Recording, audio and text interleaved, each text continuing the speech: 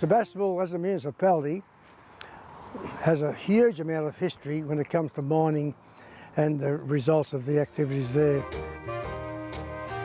It's covered by trees now, but in this area here was a big mullock heap, which much of it was still there, but much was taken away to the White Swan Reservoir.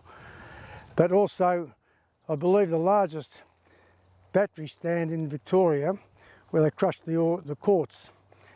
And from the Star of the East mine shaft number 1, which is over by the Safeway supermarket, and also the number 2 shaft here, they used the ore from there to be crushed, and down below us is a valley which is full of what's called slum.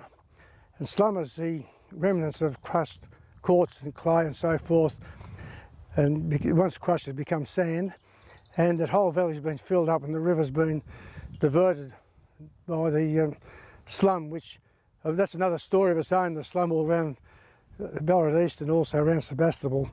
But day and night these batteries would be stamping quartz, and they had to stop on Sunday night so that people get a restful night's sleep. The strange thing was that everybody was used to the noise of batteries.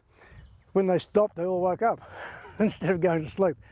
So that was this big battery. As a kid, I remember it still being here, but it was sold at auction and, of course, smashed up and wrecked.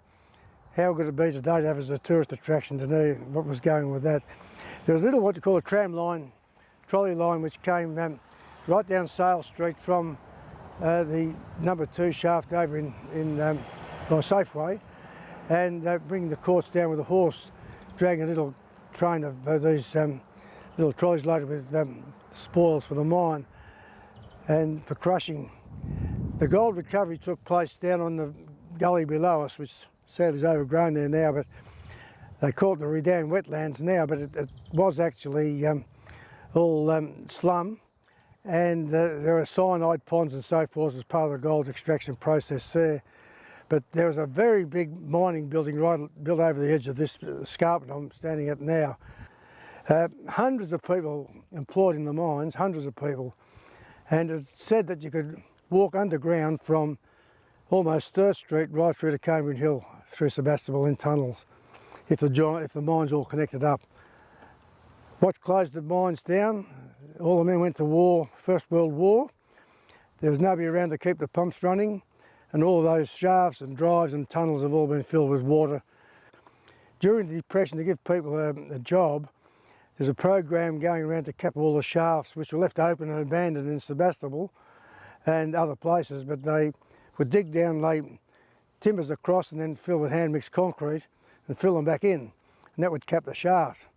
Watch out, because 100 years later that timber would be very rotten and the concrete wasn't very strong, and we occasionally do now even see a collapsing shaft turn up.